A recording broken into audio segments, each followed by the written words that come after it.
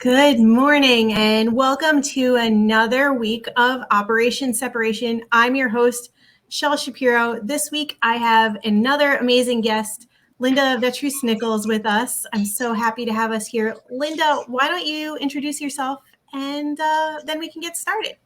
All right. Well, my name is Linda Vettrus-Nichols, and I met Shel out on, actually, I think Jennifer Beats introduced us, right, Shel? Yeah. Yeah. So this is really fun. Thank you so much for having me on. We do lives together on Thursdays, and we've been at that for a long time, haven't we? Not the lives necessarily, but having some real in the early days, genuine conversations, and now we're into high vibe conversations. Yeah. Yeah, It's two sides of the same coin, right? Yeah, we have been doing totally. these conversations for quite a while now. Yeah, and it was us women, and then we brought my husband Terry in to host, and it was really fun having that masculine energy there as well. And then, yeah, it just led into you doing a book with me. I'm a book in 30 days coach and helping people find their message.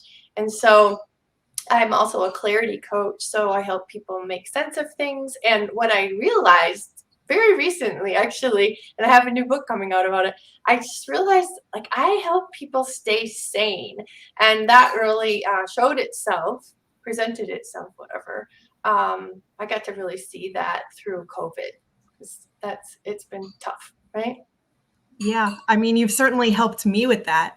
Mm, Right. And I think that's where this topic really like stemmed from for me, finding the hmm. story inside you. Yeah. And I'm excited to talk a little bit more about that. For me, as I just shared in this morning's post, like this was a long time coming. Like Operation Separation kind of created itself Yeah. out of my need to get myself out of a really not great situation. Super But it's toxic. not the only Operation Separation that I've gone through. It was the first of many. I do wish I had created it sooner or knew that I needed it sooner. But Right? as we've talked about, you don't know what you don't know. And so it Yeah. wasn't until I had gone through that process that I knew that it was even a thing. And then it became a thing. We talked about the thing, Yeah. and through speaking with you that I like really, you're right. I gained that clarity. You kept me sane. You kept me out of my pain body, and I was Oh, able to like start the process of really healing. yeah. And I Yeah. think it's so important because so many people have a story inside them, right? Like, Mhm. and oftentimes we don't even think, oh, well, like, what's my story to anybody else? Like, why should they care? Oh, I'm yeah. not going to listen. Why is it important?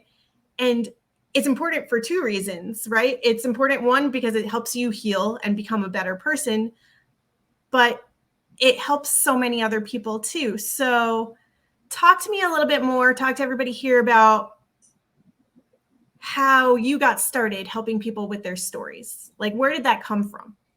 Yeah. And when earlier when you were mentioning what you were just saying, it's like, yeah, it's like Operation Separation was about reinventing yourself, right? Because Yeah. you tended to always respond, and you just started putting brakes almost in place and really tapping into your boundaries and stuff.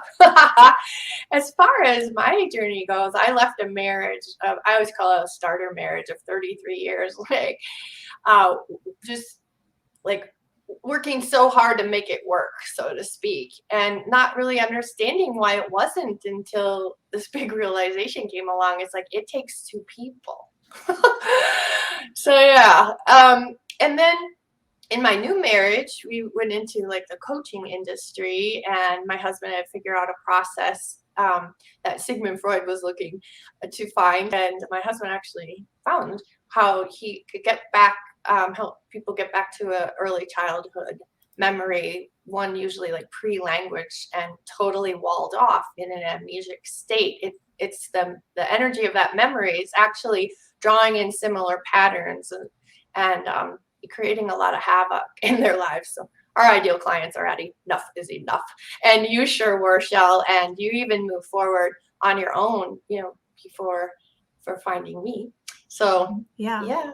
But I could only do it so much, right? I could only take it so far on my own without somebody that could help me gain that clarity that I needed to move the process forward. Yeah, it's almost like somebody witnessing you, believing you. Oh my gosh, Shell, as more and more has come out from these lives, even, your stories, those are stories that hold us back. And so freeing your stories, being vulnerable, because when we first started working, you were dealing with, you were at that level of fear. And there's a real fear in releasing our stories. What will people think? Even a fear of getting divorced. Oh, I can't get divorced because I wouldn't have insurance. Well, guess who lost his job? Oh, well, there went that excuse. Right? That kind of thing. So it's back to me and how I got started. I was chatting with somebody locally, actually. I'm in Asheville, North Carolina, and she was telling me basically her story of, kind of what transformed her. And it's like, oh, I just love your story. I would love to record it. And I don't know if I'd use it in a summit. That was a big thing in the coaching industry for a while there. And she was like, oh, either way, I'm like, okay. So we did that. And then I landed myself in 2 other conversations and felt the same way and said the same thing. And they're like, yeah, cool. So then I did decide to do a summit. These women were actually talking to me about a time in their life when they felt stuck, which is exactly like your story too, the one that came out in your book, right? And so, and where Operation Separation originates. So they had agreed to that. I ended up interviewing 14 women ages 16 to 74 years old, put it together in an online summit. So the recordings came out every day for 14 days. Or no, I had 2 a day. So it was a week-long summit. And they just came out in emails, and they could go watch the recordings out on YouTube. And that's how I got started. And then it was like, I just kept going and I kept interviewing. And I had so many interviews. All of a sudden, I'm like, wow, I could just do a summit a month, which in the coaching industry, if you know about summits, they're a big deal. There's lots of launching involved. And so if you do a summit, maybe you did 1 a year, 2 max. And so I was like, people were really taking notice, like, she's doing 1 a month. Like, how does she do that? And I figured out a system to make it super easy so that I could keep it on my pleasure list. Oh, well, okay. Let's go there for a second. Talk about this pleasure list. And is that something that you help people navigate as well? Absolutely. Yes. And my husband figured out a vision strategy roadmap. So I do that with people too. And that's all about what would feel most pleasurable. Sometimes people say they want to, get on stage and, speak their message. And it's like, okay, fine. What kind of stage? And there comes the clarity coach, right? You just drill them way down. Because do you want to have, something behind you? Does that make you feel safe? Or would you be okay in the center of a football field where you've got people all around you? I wouldn't like that at all. And do you like to look into people's eyes when you speak, even if you're up on a stage or just in front of them? And some people are like, yeah, of course. And I'm like, okay, that means, that limits the amount of people that you would have in the room, because you're going to need a spotlight if you're further away and up on a stage. And do you really want to be staring into a bright spotlight? So choice after choice, and helping people figure out their next steps. So yeah, I love how you're talking about choice, because that's something that's really important to me, right? The autonomy of being able to decide for yourself. But sometimes you need to be presented with those options, those choices, before you even know what's on the table. Yeah. And sometimes people get stuck in a very, not narrow-minded, but they're closed off to other options because they don't know anything else exists.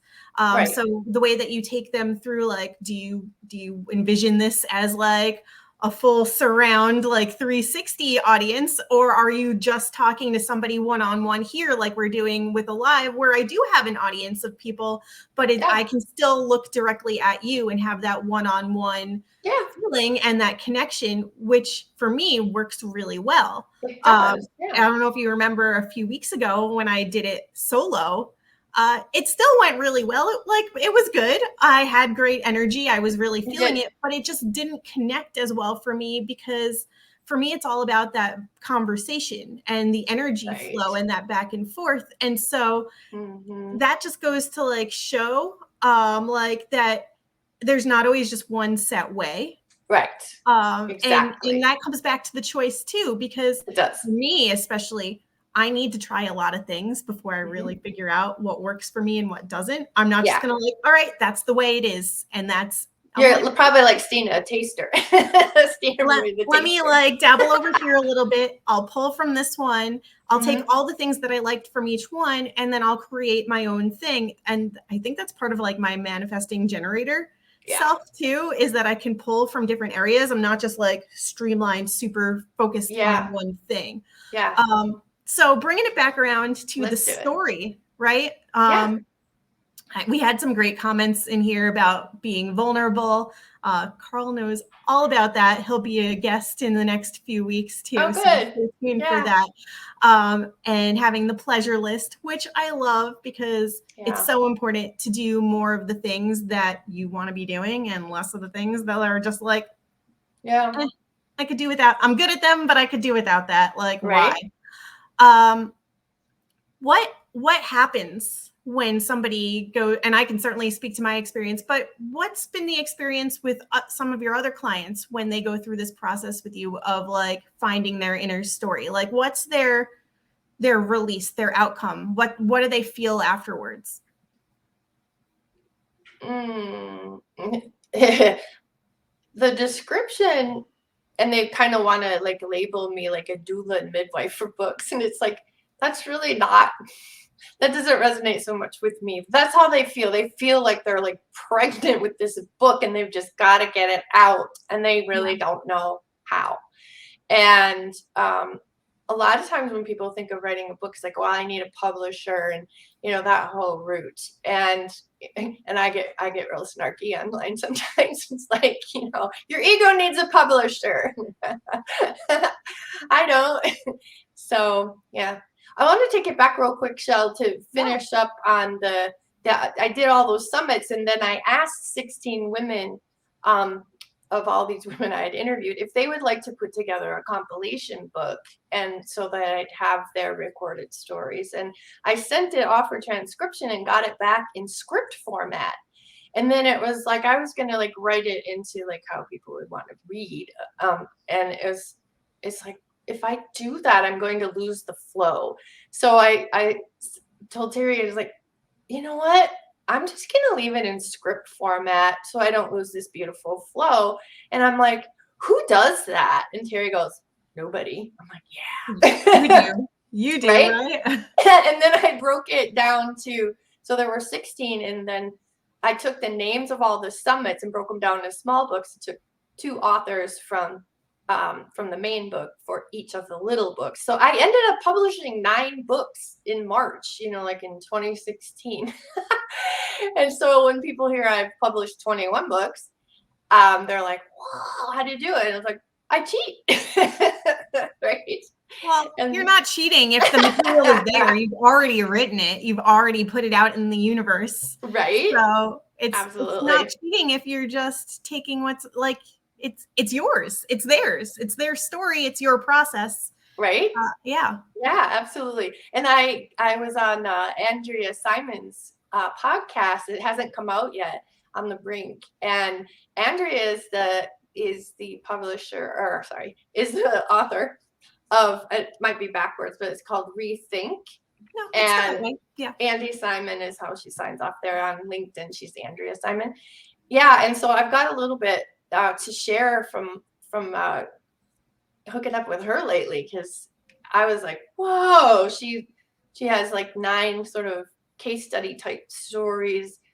She followed, like, not followed, but she interviewed 9 women or 11 women, excuse me, and it's about busting the myths. So there's like 11 myths of why women can't or shouldn't be in business. And so she says, finding the story inside you. And then she says, so finding the story inside you, for me, I have a really unique process because I do what I guess you and I always refer to as a soul exercise, and get you to just get out of your head and let things flow, let things come to you as I ask you a really simple question. If you could only choose one, what is it? So, and we get your message. And then, so I've always made sense of things. We talked about that. And stories change us as we listen to them. This is Andy. Okay, so stories change us as we listen to them, read them, or watch them.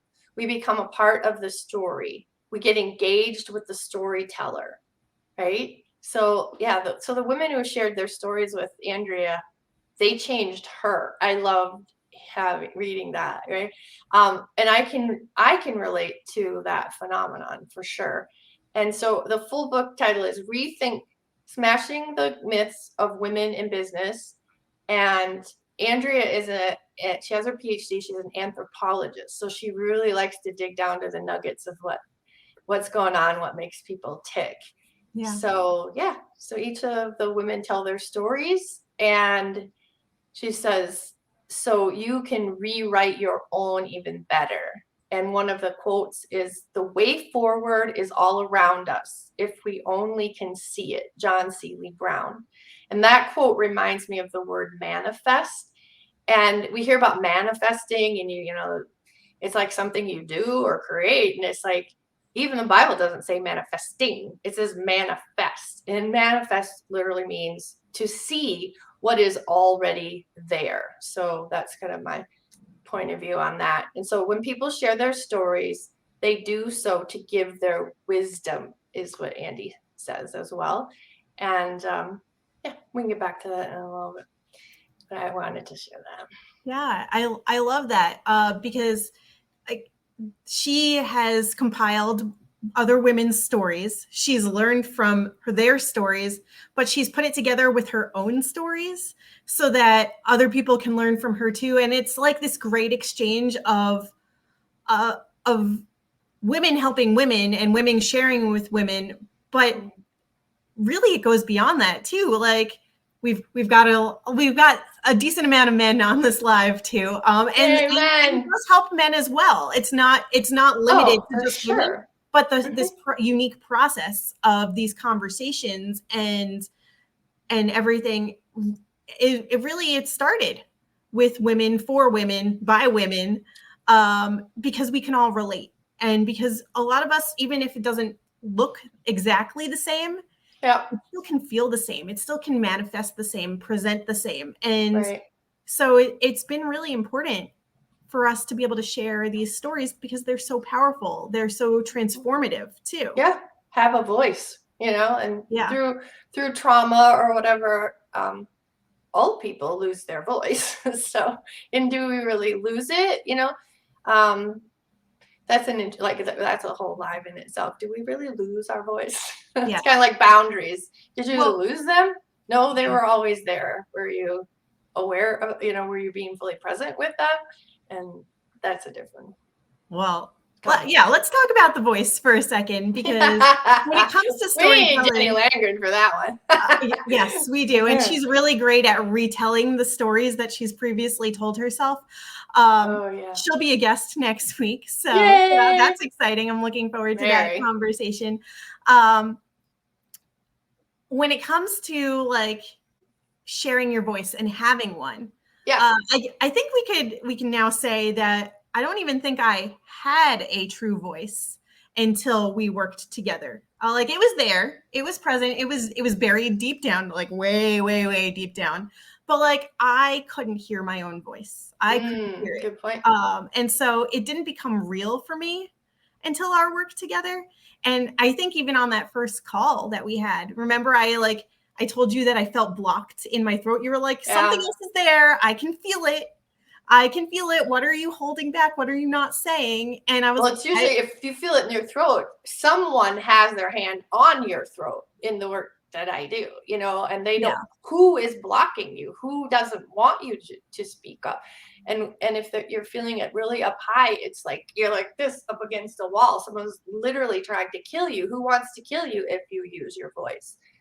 You know, that some of that came out too. Oh my God, we went through so much of that actually, and it's interesting that the voice keeps coming back up in a lot of different ways, because yes, I had that physical pain of like someone was physically choking me inside, realizing that it wasn't just one person, so to speak. Like we've released 3. Yeah. And then the most important one was myself. I was choking and resisting myself. I was holding myself back and silencing myself out of that fear. Yeah. Right. And then I think one of the biggest transformations, of course, this was a really quick transformation that I felt different, was the very next day. What did I tell you? That it felt like somebody had pulled the knife out of my back. Like that was really felt that physical release, and I felt the tension off my throat. Like I felt freer. Yeah. That was an instant transformation, like an instant release out of that away and out of and away from that pain, right? Out of that pain body. Absolutely. And one of the most important things that I've gained from that and learned from you is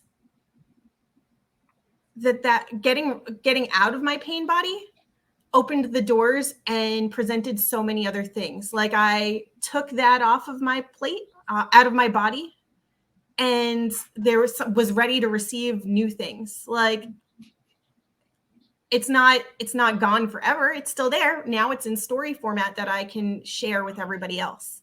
So it was harnessing that voice and like getting through that pain once and for all, but like in a more defined way that I could use it to my advantage instead of staying stuck in the pain.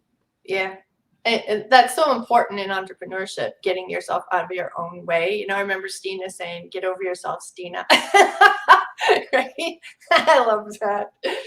Yeah. And you know, when all that happens, like we activate our own story and then we change it. That's the best part. So are you letting your heart lead you, or is your brain hijacking your journey? That's Andrea Simon too.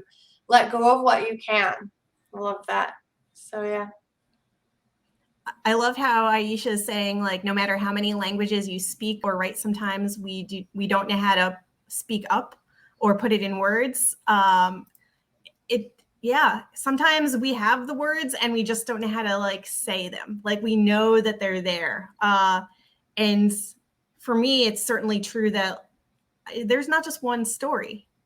They're all connected. They're all interweaved together. Oh yeah, that's fascinating. It's like the thing that just keeps on giving.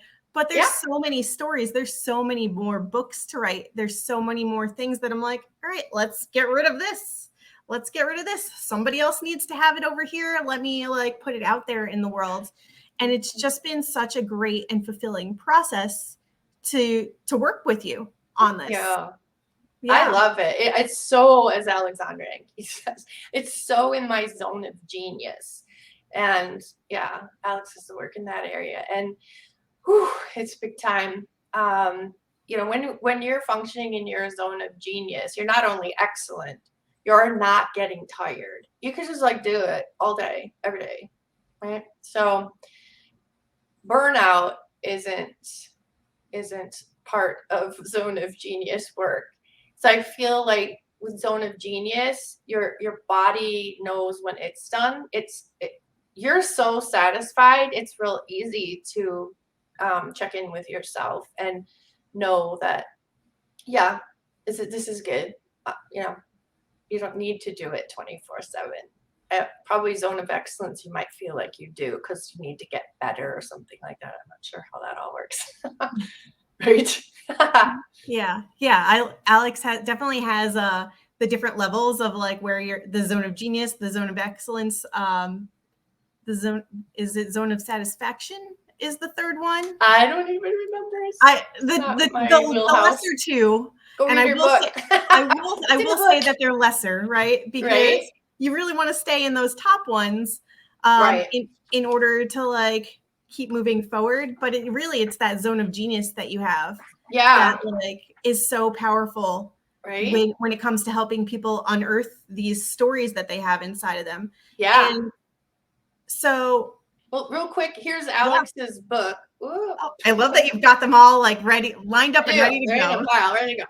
Anyways, yeah, so shine your light into the world, experience true freedom. She has that teaching laid out. And of course it's, what's his name? I'm sorry. The Big Leap. You can, that's who originated kind of really researching Zone of Genius. So that book's great. Yeah. So you do have your 22nd book coming out soon, right? Yes, ma'am. And it's about staying sane. And it's really a culmination. It's my quotes and teachings. It's a culmination of this work I've been doing. Just getting people's stories and working at, next steps. And, if you could only choose one, we think we have all these choices, and it's like, it's like, even if it's between two things, it's really not choices. It's a decision, right? So instead of thinking, oh, I have all these, or I have to decide between these two, first of all, you don't have to decide between these two. You don't have to decide anything. You get to. So decide, right? Instead of focusing on, oh, there's so many. The question is, if you could only do one, which one is it? You're not going to be able to answer that until you get quiet, till you slow your brain down, even close your eyes and get down into your, what I call your core, your abdomen, your power center. And just like, it's almost a meditative state, really just get there quietly and then ask the question and then wait for the answer to, it's almost like I say, come up, because that kind of keeps you from up here. Just allow it to come up, to come in. What's that? What if you could only do one? So it's almost like play the game, right? Yeah. And it's that gut response too. It's like, you don't need to overthink this. You don't need to be in your head. You better not be thinking at all. Or yeah. Like, just like, what's the first thing that comes up with that? And when you really like, sometimes we're really quick to be like, that came up, but I don't want to do that one. And then you move on to the next one. Well, there's a reason that came up first. Oh, yeah. Let's take a look at what did come up first. Absolutely. I was just doing one of those sessions with my husband's mentee client yesterday. That was so cool.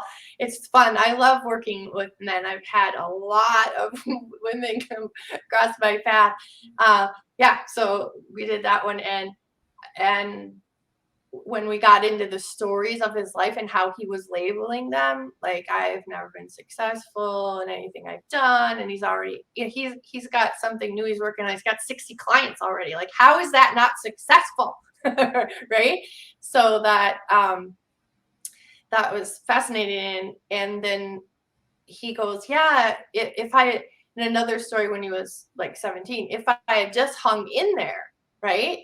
And it's like, do you remember what the very first thing you said today when I said, if there's only one thing you can let the rest of us know, not about you, just for us, you're poofing off the planet tomorrow, there's only one thing you can let us know. He said, hang in there. And I then reminded him what he had said, because when you're speaking from that level of the soul, you're not remembering, And he goes, I did? And I'm like, yeah. Right? So it was really fun. I do it 12 times, and then we get sort of an overarching umbrella to all of it.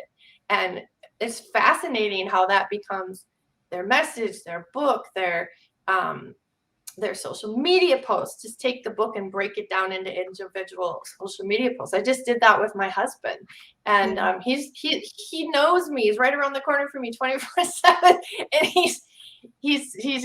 it just fascinates him every time, because it is so accurate and so spot on, and people love it.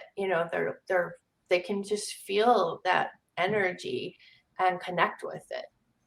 Yeah, because you're not overthinking. It is what it is. It is Yeah, it's who you what are, what you presents. vibrate, right? Yeah, I love Mhm. it. So cool. Yeah, and I didn't believe that process necessarily. Like when we first did it, you were like, and here's your book, and I was like, what? Excuse That me? usually 12 chapters. What? Like where did this come from? Well, it came from me. But I'm like, no, was it really that easy? Yes, it can be that easy. Let me Yeah. tell you something. Like it can, I overcomplicate almost everything.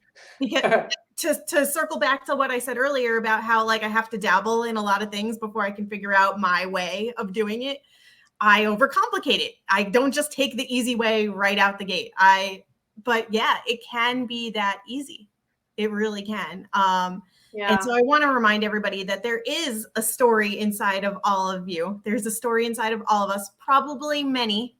And you don't need to know which one needs to be the first or the best or what will resonate the most. It's Right. whatever comes up for you. It just is. Start Yeah. somewhere. Absolutely.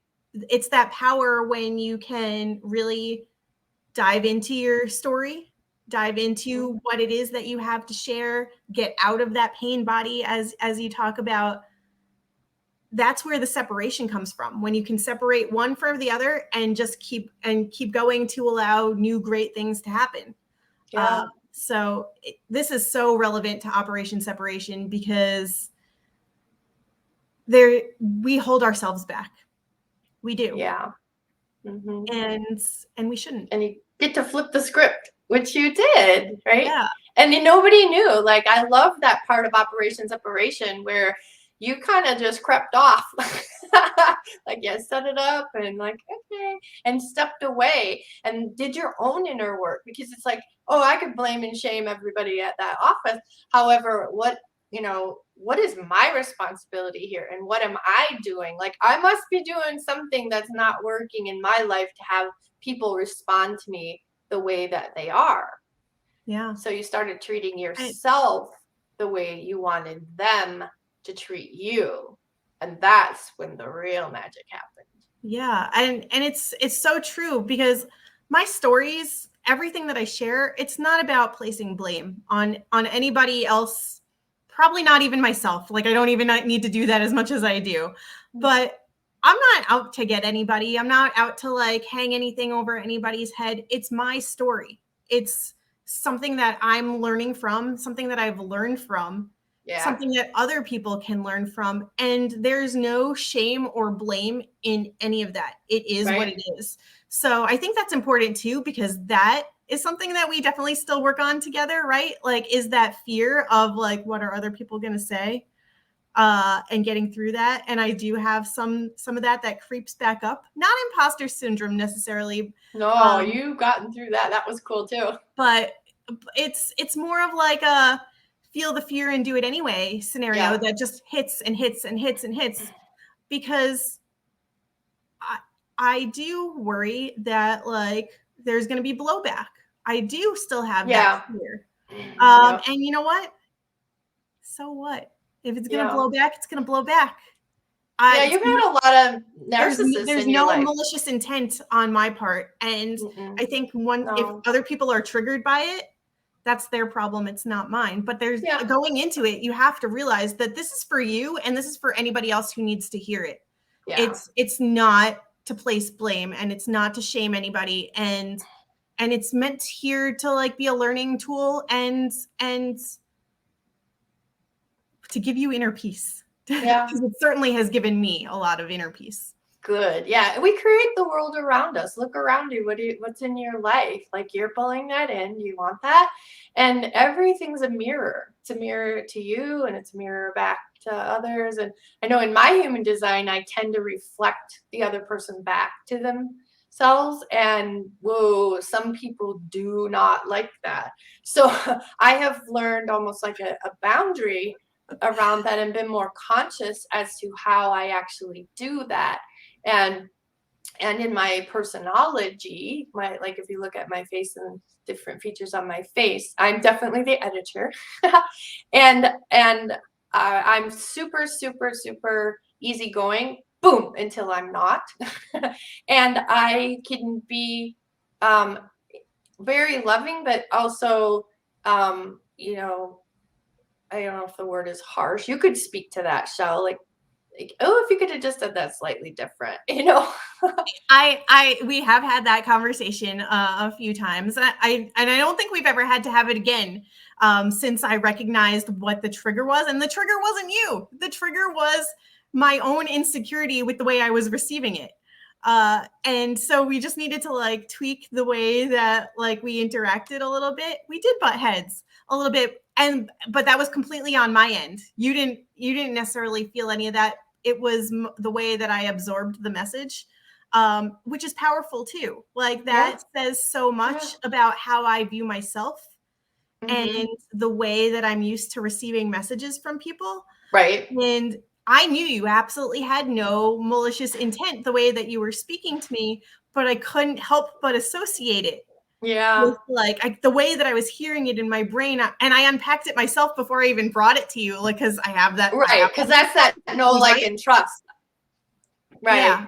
That's that know, like, and trust I'm good at building, so that when stuff like that comes up, the other person does feel secure, feels free to share it, and knows that there's not going to be this backlash, repercussion. Yeah. And that's actually a developmental skill that a lot of adults don't even have, to be able to put something in the center and have like no reaction, just like everything just is, which is walking in non-duality. Hence my new book.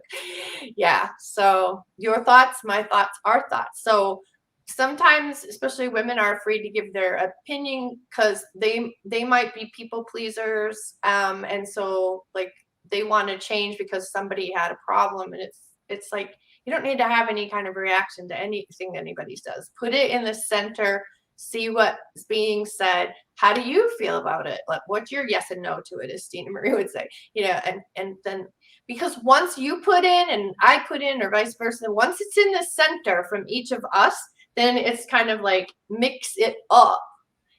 Right. And then your opinion will change. Your how you feel about it will change. Okay, so now it's a new conversation. So your thoughts, my thoughts, our thoughts. You're allowed to change your thoughts, your opinions, your feelings. So integrating, you don't lose yourself either. That's so cool. And the other thing, I know you know I do this, is I use the word defend. I haven't come up with a new word. I like it. It's good enough.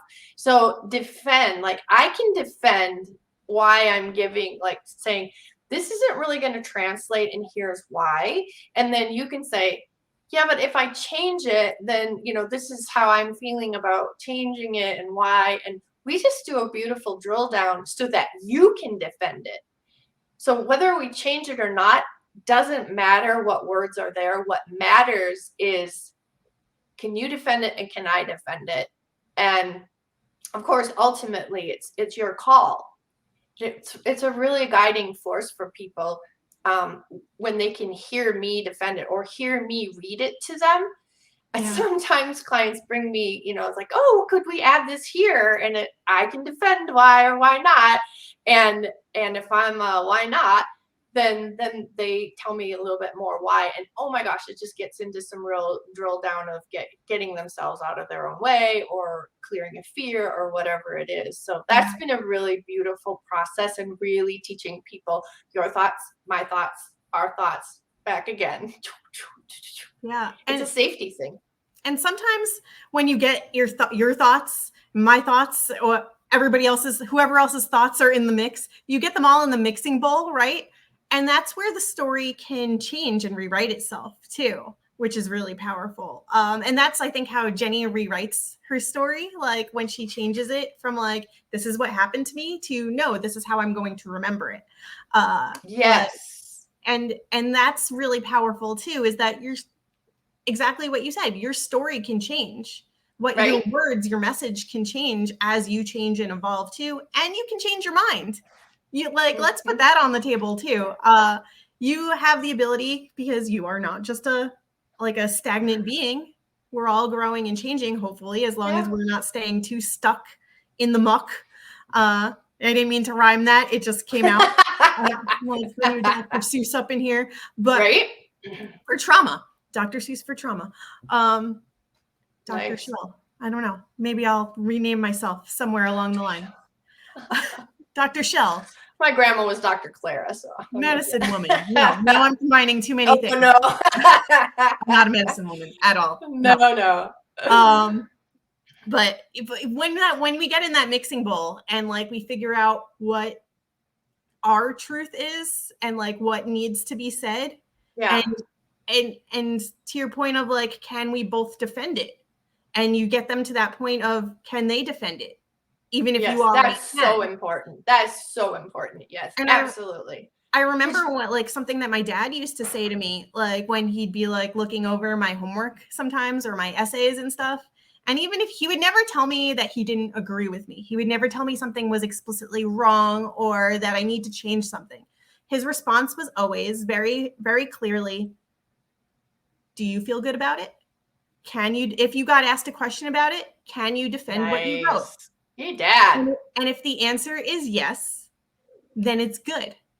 Yeah. And we never went any further than that. That's beautiful. You had to tap into your gut. That's so cool. The crazy thing about that is that I heard that, I absorbed that. That was always my interaction with my dad looking over my homework. Mm-hmm. And then somewhere along the way, and I don't mean to like take this a little bit off course, but it's coming up and this is a safe space. So I'm going to share. Somewhere along the way, I separated myself from that message that I fully know. Yeah. And from a loving and trusting place. And what I heard was, something's wrong. If you get less than an A, it's why didn't you do better? And and that didn't necessarily come from my dad per se. I think it came from a few different places.